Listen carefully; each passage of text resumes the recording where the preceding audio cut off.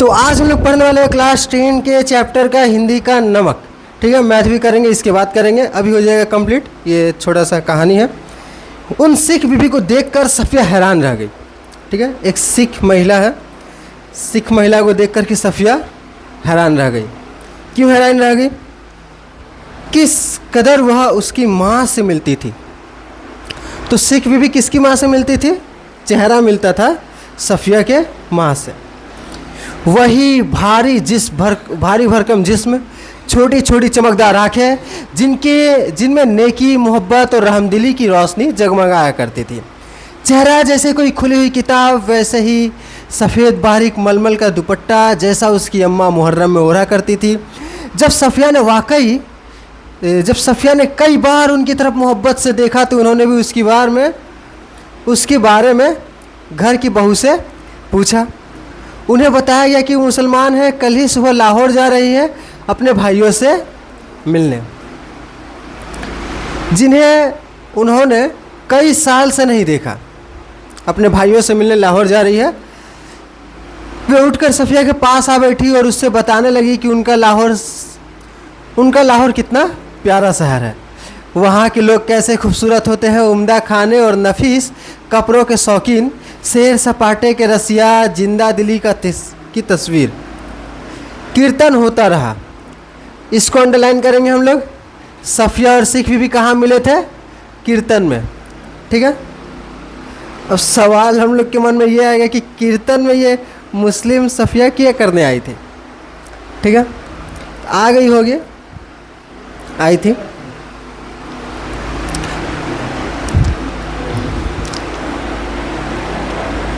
सफ़िया ने तो एक बार बीच में पूछा भी, माता जी आपको तो यहाँ आए बहुत साल हो गए होंगे।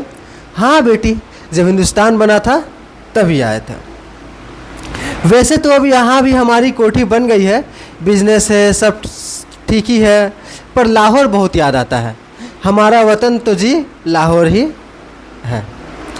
तो ये कहानी उस समय की है जब भारत और पाकिस्तान नया नया बना था। बहुत मार काट हुआ था, बहुत परेशानी झेली गई थी।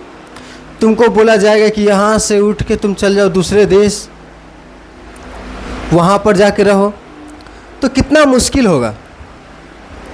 क्यों मुश्किल होगा? उस जगह को हम लोग नहीं जानते, वहाँ पर हमारा कुछ नहीं है, यहाँ पर हमारा घर द्वार है, ज़मीन है, सब छोड़ छाड़ के कैसे दूसरे देश चले जाए। तो बड़ा मुश्किल था उस समय।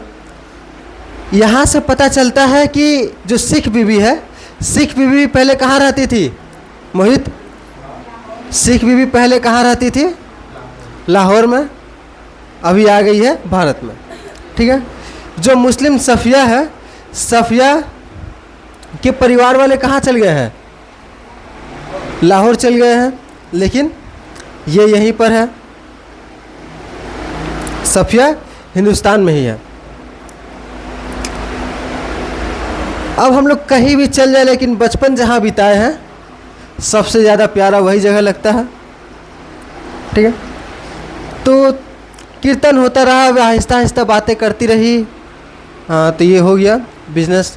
फिर पलकों से कुछ सितारे टूटकर दूधिया आंचल में समा जाते हैं। तो ऐसे ही उनको लाहौर याद करते करते आंखों में आंसू आ जाते हैं। बात आगे चल पड़ती है, मगर घूम फिर कर फिर उसी जगह पर आ जाती है, सड्डा लाहौर। कीर्तन कोई 11 बजे ख़त्म हुआ।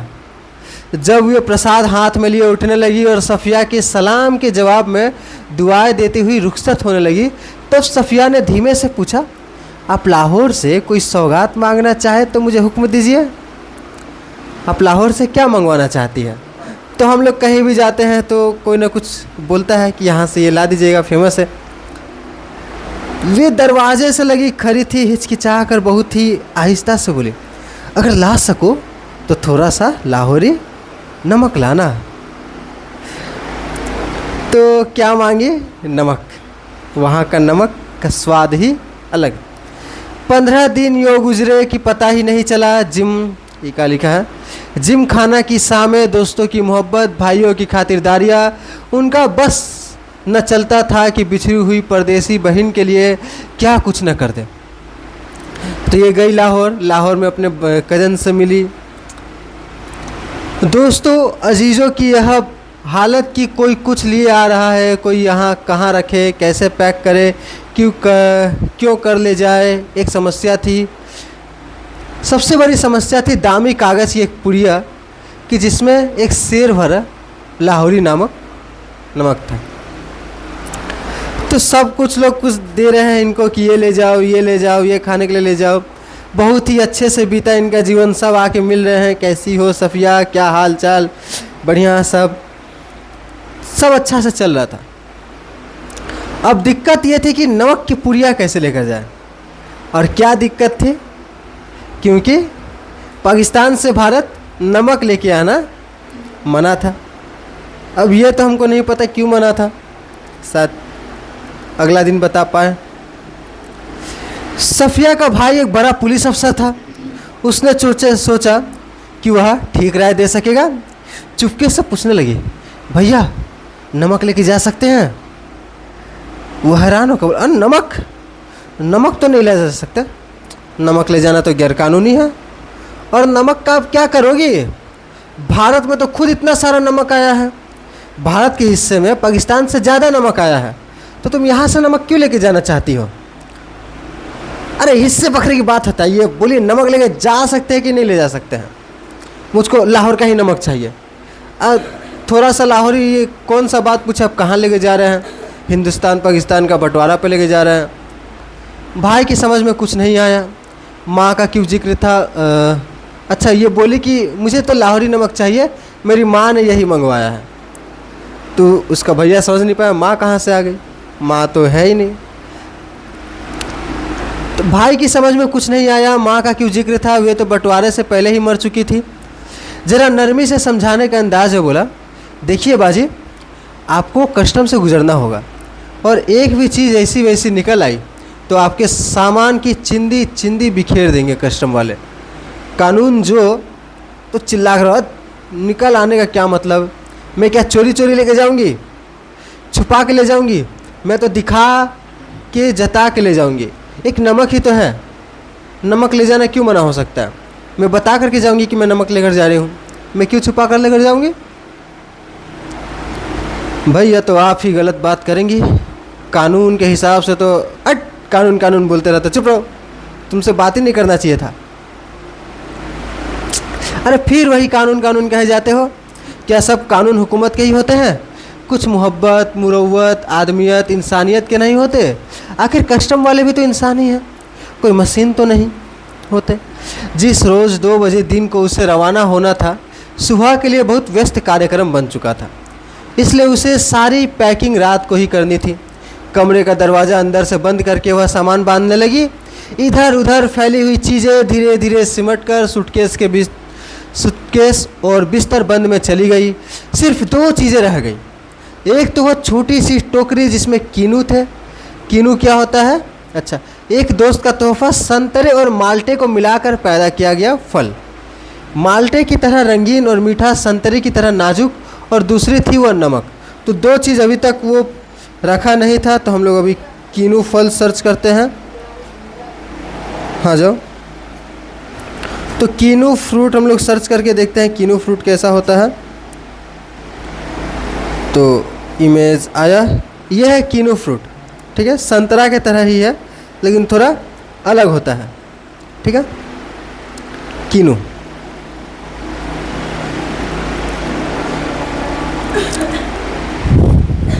तो 2 चीज़ें अभी तक रखी नहीं गई थी, कीनू।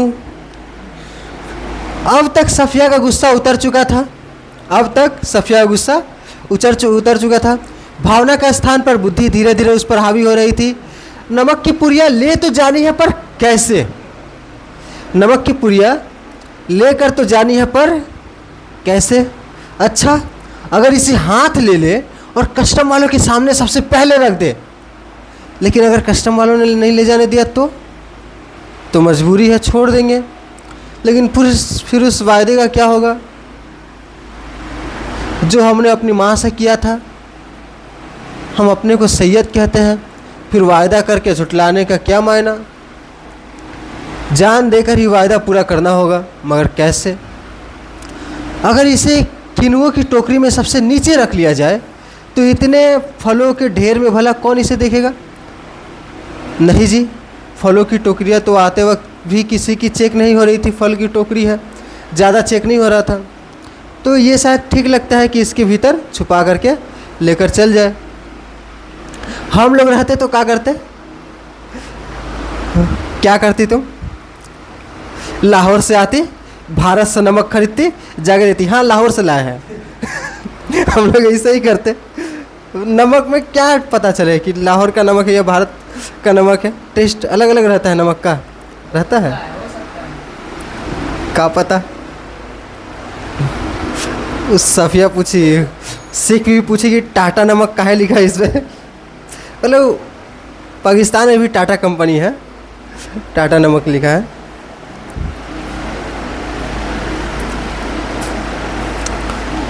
तो उसने कीनू पर कालीन पर उलट दिया, टोकरी खाली की और नमक की पुड़िया उठाकर टोकरी की तह में रख दी।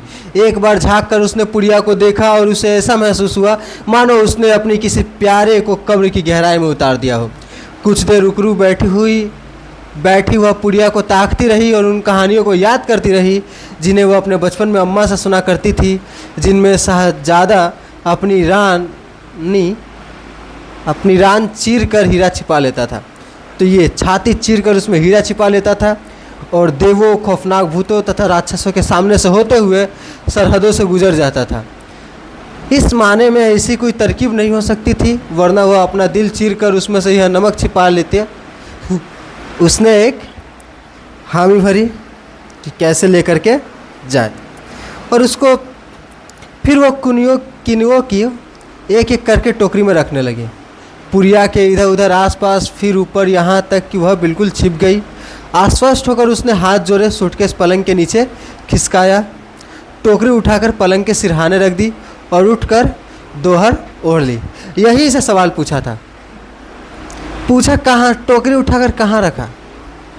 पलंग के ऊपर, पलंग के नीचे, पलंग के सिरहाने। तो इसको थोड़ा अंडरलाइन कर दो, कोई पागल आदमी आ जाए। यही तो बोल रहे कि आया था, इधर से क्यों आया था? इधर से नहीं आना चाहिए। ऐसी कौन डिटेल में पूछता है? तब तो इधरों से पूछ लेगा, किनुओं को एक एक करके, मैंने कहीं से ही पूछ सकता है। उसने आश्वस्त होकर क्या किया? हाथ जोड़े, मुंडी जोड़े, पाँव जोड़े, क्या जोड़े? ऐसे कौन पूछता है? ये सब कोई क्वेश्चन हुआ? आश्वस्त होकर उसने क्या जोड़ा? हाथ जोड़ा। कहीं से ही पूछ लेगा, पूछने का मतलब। टोकरी उठाकर पलंग के सिरहाने रखी, क्या पता कहाँ से ये सब क्वेश्चन बना। ये सब क्वेश्चन तो नहीं बनना चाहिए। अब पूछ, मान लो यहाँ से पूछ लेगा, किनुआ रखने के बाद उसने क्या ओढ़ ली? दोहर। तो दोहर तो हम लोग कहीं पढ़े नहीं, बगल में ऑप्शन दिया रहेगा चादर, तो हम लोग तो चादर में ही टिक मारेंगे। तो ये सब क्वेश्चन पूछना तो नहीं चाहिए। ऐसा मेन क्वेश्चन ही पूछना चाहिए। पूछ लेगा तो अक्कर बक्कर बम्बे बो जिस पे आएगा 100 में लगा धागा, चोर निकल के भागा, वही हो जाएगा उत्तर हम लोग का। रात को तकरीबन 1:30 बजे थे। मार्च की सुहानी हवा खिड़की की जाली से आ रही थी। बाहर चांदनी साफ और ठंडी थी। खिड़की के करीब लगा चंपा का एक घना खत सामने की दीवार पर पत्तियों के अक्स लहका रहा था। कभी किसी की तरफ दरख्त से किसी की दबी हुई खांसी की आहट, दूर से किसी कुत्ते के भौंकने की रोने की आवाज़। तो रात का समय है, आराम से लेटी हुई है, इसको नींद नहीं आ रहा है। चौकीदार की सीटी और फिर सन्नाटा। यह पाकिस्तान था। यहाँ उसके 3 सगे भाई थे, बेशुमार चाहने वाले दोस्त थे, बाप की कब्र थी, नन्हे नन्हे भतीजे भतीजियाँ थी जो उससे बड़ी मासूमियत से पूछते हैं, फूफी जान आप हिंदुस्तान में क्यों रहती है जहाँ हम लोग नहीं आ सकते? उन सबके और सफिया के बीच में एक सरहद थी और बहुत ही नोकदार लोहे की छड़ों का जंगला जो कस्टम कहलाता था। हिंदुस्तान से पाकिस्तान, पाकिस्तान से हिंदुस्तान आना आम बात नहीं था, बहुत ही मुश्किल है। कल वह लाहौर से चली जाएगी, हो सकता है साल भर बाद फिर आए। 1 साल से पहले तो वह आ भी नहीं सकती थी। एक बार चली गई तो दूसरा बार कब आने को मिलेगा? 1 साल बाद ही, ऐसा ही नियम था। यह भी हो सकता था कि अब कभी ना आ सके। अब हिंदुस्तान पाकिस्तान में लड़ाई लग जाएगा तो जा ही नहीं पाएगी। उसकी आंखें आहिस्ता आहिस्ता बंद होने लगी। फिर उसे एक सफ़ेद दुपट्टे का दूधिया आंचल लहराता दिखाई देने लगा, जिस पर यहाँ वहाँ सितारे झिलमिला रहे थे। हमें वहाँ से आए तो बहुत दिन हो गए। यहाँ हमारी कोठी भी है, बिजनेस भी, हम यहाँ बस भी गए हैं, पर हमारा वतन तो जी लाहौर ही है। तो आँख बंद होते होते उसको एक सपना आया कि क्या कह रही है सिख बीबी। सिख बीबी की बात याद आ जाती है कि उनका वतन क्या है, लाहौर। फिर दिखा इकबाल का मकबरा, लाहौर का किला, किले के पीछे डूबते हुए सूरज की नारंगी किरणें, आसपास से फैलता उभरता अंधेरा, उस रंगीन अंधेरे में बहती हुई नरम हवा, उस हवा में रची हुई मौलसीरी की खुशबू, और मकबरे की सीढ़ियों पर बैठे हुए दो इंसान सिर झुकाए चुपचाप उदास जैसे दो बेजान परछाइयाँ। तो तुम कल चली जाओगी? तो पूछता है हाँ। अब कब आओगी? मालूम नहीं, शायद अगले साल, शायद कभी नहीं। अचानक उसकी आंखें खुल गई। शायद उसने मकबरे की सीढ़ियों के नीचे लगी दूब से एक पत्ती तोड़ी थी जिस पर ठंडी ओस जमनी शुरू हो गई थी। हुआ यह था कि नींद में करवट लेते हुए उसका हाथ किनुओं से लबालब भरी टोकरी पर जा पड़ा। रसीले ठंडे किनु जिनको देते वक्त उसके दोस्त ने कहा था यह हिंदुस्तान पाकिस्तान की एकता का मेवा है। ठीक है, अच्छा ये क्वेश्चन तो पूछना लाजमी है कि हिंदुस्तान पाकिस्तान के एकता का मेवा किसे कहा गया है। ये तो इम्पोर्टेंट क्वेश्चन हो सकता है। ठीक है, इसको अंडरलाइन कर देंगे। सफ़िया फर्स्ट क्लास के वेटिंग रूम में बैठी थी। दिल्ली तक का किराया उसके भाई ने दिया था। वह हाथ में टिकट दबाए वेटिंग रूम के बाहर प्लेटफॉर्म पर टहल रही थी। ठीक है, किनुओं को अभी भी नमक को कहाँ छिपा कर रखा है? किनुओं की टोकरी में। ये VVI क्वेश्चन है, ये बार बार पूछता है कि सफ़िया ने नमक को कहाँ छिपाया। किसकी टोकरी में? किनुओं की टोकरी में। वह अंदर बैठी चाय की प्याली हाथ में लिए किनुओं की टोकरी पर निगाहें जमाए यह सोच रही थी कि आसपास इधर उधर कितने लोग हैं, लेकिन सिर्फ वही जानती है कि टोकरी की तह में किनुओं के नीचे नमक की पुरिया है। एक तो हम लोग कुछ ऐसा गलत काम करते तो हम लोग का चेहरा पर दिखाई पड़ता है। ठीक, बिना टिकट के जा रहे हैं तो हम लोग स्टेशन पर मान लो टीटी है चाहे नहीं है, चेहरा पे वो भाव आ जाता है कि टिकट नहीं है, और टीटी वही देख के पहचान जाता है। अब ये कुछ छिपा रही है, कस्टम वाला यही देख के तो पहचान सकता है कुछ छिपा रही है। वो अंदर बैठी चाय की प्याली हाथ में लिए किनुआ की टोकरी, और वही जानती थी इसमें किनुआ है, ये नमक है। जब उसका सामान कस्टम पर जांच के लिए बाहर निकाला जाने लगा तो उसे एक झिरझिरी सी आई और एकदम से उसने फैसला किया कि मोहब्बत का यह तोहफा चोरी से नहीं जाएगा। ठीक है, इस लाइन का व्याख्या पूछता है, ऐसा उसने क्यों कहा, इसके बारे में इसका संदर्भ बताओ। ठीक है, कि मोहब्बत का यह तोहफा चोरी से नहीं जाएगा, इस लाइन के अगल बगल बताओ क्या था, कहानी क्या था। तो बता पाओगे? बताओ क्या था। मोहब्बत का यह तोहफा चोरी से नहीं जाएगा, ऐसा इसने क्यों कहा, माने इसका संदर्भ क्या है, क्यों आया ये लाइन। तो इसमें क्या लिखना है कि सिख बीबी जो कि उसके माँ की तरह दिखती थी, उसका वतन पहले लाहौर था, और जब सफ़िया लाहौर जाती है तो सिख बीबी उनसे एक सौगात मांगती है कि वो लाहौर से लाहौरी नमक लेकर आए। ठीक है, और क्योंकि नमक ले जाना मना था तो उसको वो नमक चोरी छुपे ले जाना पड़ता है, लेकिन कस्टम पर पहुंचकर उसके विचार बदल जाते हैं और वो कहती है अपने मन में कि मोहब्बत का यह तोहफा चोरी से नहीं जाएगा। ठीक है, चोरी से ले जाना गलत है और गलत काम वह नहीं करती। ठीक है, नमक कस्टम वालों को दिखाएगी वह। उसने जल्दी से पुड़िया निकाली, हैंडबैग में रख ली जिसमें उसके पैसे का पर्स और पासपोर्ट आदि थे। जब सामान कस्टम से होकर रेल की तरफ चला तो वह एक कस्टम अफसर की तरफ बढ़ी।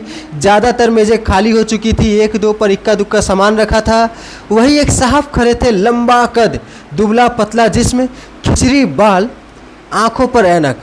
वे कस्टम अफसर की वर्दी पहने तो थे मगर उन पर वह कुछ जच नहीं रही थी। सफ़िया कुछ हिचकिचा कर बोली, मैं आपसे कुछ पूछना चाहती हूँ। तो वह आदमी पाकिस्तानी नहीं लग रहा था। उन्होंने नज़र भर कर उसे गौर से देखा, बोले फरमाइए क्या हुआ, आप यहाँ पे आके खड़ी हो गए, आप कहाँ के रहने वाले हैं? मेरा मेरा वतन तो जी दिल्ली है, ये दिल्ली का रहने वाला था। आप भी तो हमारी ही तरफ की मालूम होती है, अपने अजीज़ों से मिलने आई होंगी। तो ये भी कहाँ रहता था पहले? दिल्ली। अभी भी अपना वतन क्या बताता है? दिल्ली। ठीक। तो पाकिस्तान वाले लोग इसको दिल्ली बोलते हैं, दिल्ली, दिल्ली नहीं दिल्ली। जी हाँ, मैं लखनऊ की हूँ, अपने भाइयों से मिलने आई थी। अच्छा ये भी देख लेना कहाँ की है? लखनऊ की है। ठीक है, सफ़िया कहाँ की है? लखनऊ से। अपने भाइयों से मिलने आई थी, वे लोग इधर आ गए हैं। अच्छा, पहला कस्टम ऑफिसर भी कहाँ का है? ये भी पूछ सकता है। तो पहला कस्टम ऑफिसर जो पाकिस्तान में था वो दिल्ली का है। ठीक है। जी हाँ, मैं लखनऊ की हूँ, अपने भाइयों से मिलने आई थी, वे लोग इधर आ गए हैं। आपको भी तो शायद इधर आए बहुत दिन हो गए होंगे। जी, जब पाकिस्तान बना था तभी आए थे, मगर हमारा वतन तो जी दिल्ली ही है। साफिया ने हैंडबैग मेज पर रख दिया और नमक की पुड़िया निकाल कर उनके सामने रख दी, और फिर आहिस्ता आहिस्ता रुक रुक कर उनको सब बात बताए थे कि देखिए वो सिख बीबी है, वो मेरी मम्मी की तरह दिखते हो। उन्होंने पाकिस्तान से ये वो लाने के लिए कहा है, सारी कहानी उसको अच्छे से बता दी। उन्होंने पुड़िया को धीरे से अपनी तरफ सरकाना शुरू किया। जब साफिया की बात खत्म हो गई तब उन्होंने पुड़िया को दोनों हाथों में उठाया, अच्छी तरह लपेटा और खुद साफिया के बैग में रख दिया। बैग साफिया को देते हुए बोले, मोहब्बत तो कस्टम से इस तरह गुजर जाती है कि कानून हैरान रह जाता है। ये भी बहुत बार पूछा जाता है, हर बार पूछा जाता है, मोहब्बत तो कस्टम से इस तरह गुजर जाती है कि कानून हैरान रह जाता है। ठीक है। अब ये बात क्यों यहाँ पे बोला गया, इसका तुमको बैकग्राउंड पता होना चाहिए कि सफ़िया यह फैसला करती है कि मोहब्बत के तोहफा चोरी छुपे नहीं लेके जाइए। वह पाकिस्तान के कस्टम वाले को सब बताती है, उसको पता चल, और सब बताने के बाद कस्टम वाला ये बात बोलता है। ठीक है। कानून अपनी जगह है और मोहब्बत अपनी जगह है। ठीक है।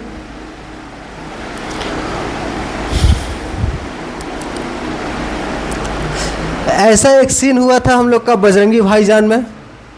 बजरंगी भाईजान में उसको मुन्नी को ले जाना रहता है। एजेंट बता देता है कि देखो चोरी छुपे जाना, पकड़े गए यहाँ के सैनिकों से, बिल्कुल मत बोलना तार के नीचे से आए हैं, नहीं तो पकड़ के बहुत मारेंगे तुमको। पार किया, 10 मिनट तक वहीं में बैठा रहा पार करके। सैनिक लोग आया, सैनिक लोग के पास जाके बोल रहा, सर जी हम तारों के नीचे से आए हैं। अब वो लोग पकड़ के मारता, तारों के नीचे से आए, क्यों आए हो? हमको थोड़ा जाना है, पाकिस्तान जाना है। मार के भगा देता है एक बार, फिर एजेंट के पास जाता है कि भगा दिया उन्होंने, फिर एजेंट दूसरा रास्ता दिखाता है, फिर तीसरा, फिर चौथा, बार बार वही करता है। जाके सैनिक लोग को बोलता है कि हम चोरी छुप के नहीं जाएंगे, हमको तो जी परमिशन लेके जाना है। वही यहाँ पर भी हाल है कि चोरी छुप के नहीं जाना है, परमिशन लेके जाना है। वह चलने लगी तो वे भी खड़े हो गए और कहने लगे, जामा मस्जिद की सीढ़ियों को मेरा सलाम कहिएगा, और उन खातून को यह नमक देते वक्त मेरी तरफ से कहिएगा कि लाहौर अभी तक उनका वतन है और दिल्ली मेरा वतन है, तो बाकी सब रफ्ता रफ्ता ठीक हो जाएगा। सफ़िया कस्टम के जंगल से निकलकर दूसरे प्लेटफॉर्म पर आ गई और वे वहीं खड़े रहे। प्लेटफॉर्म पर उसके बहुत से दोस्त, भाई, रिश्तेदार थे। हसरत भरी नज़रें, बहुत हुए आंसुओं, ठंडी सांसें और भींचे हुए होठों के बीच में से काटते हुए रेल सरहद की तरफ बढ़ी। अटारी में पाकिस्तानी पुलिस उतरी, हिंदुस्तानी पुलिस सवार हुई। कुछ समझ में नहीं आता था कि कहाँ से लाहौर ख़त्म हुआ और किस जगह से अमृतसर शुरू हो गया। एक ज़मीन थी, एक जवान थी, एक सी सूरतें और लिबास, एक सा लबो लहजा और अंदाज थे।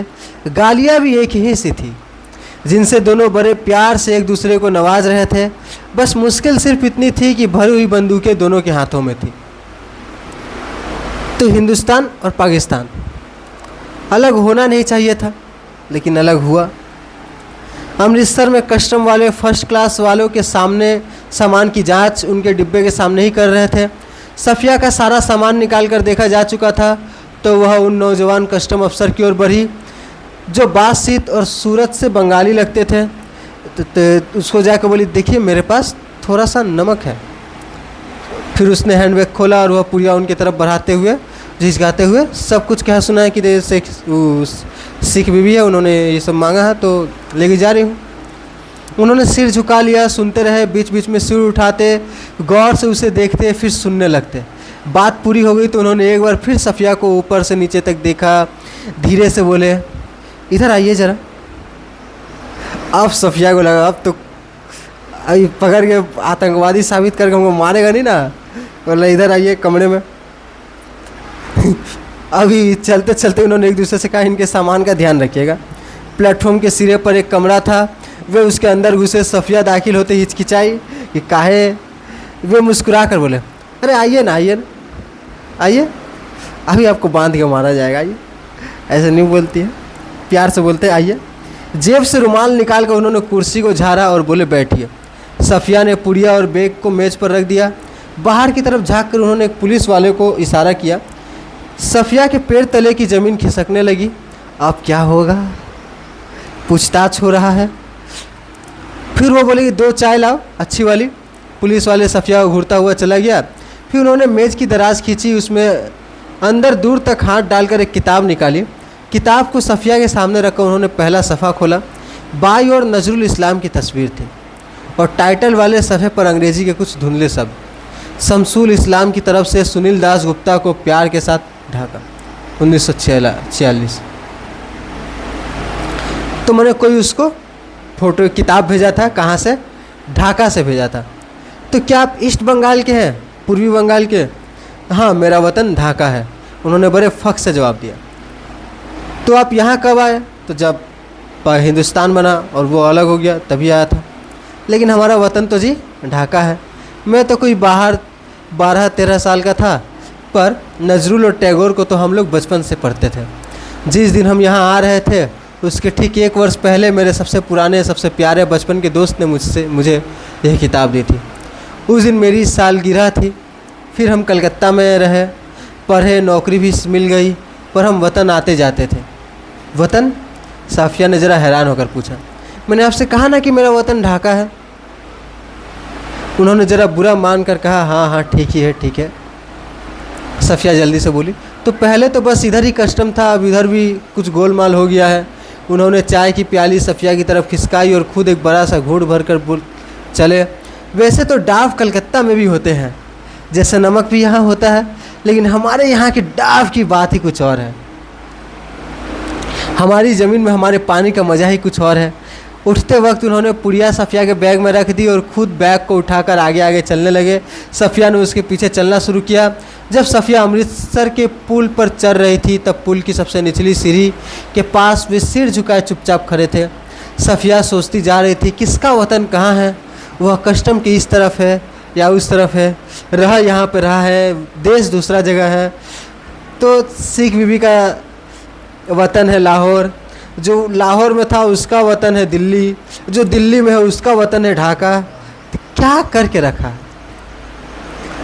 तो सोचती क्यों ये बंटवारा हुआ, क्यों अपनों का घर छोड़ना पड़ा? तो कितना मुश्किल रहा होगा घर छोड़ना।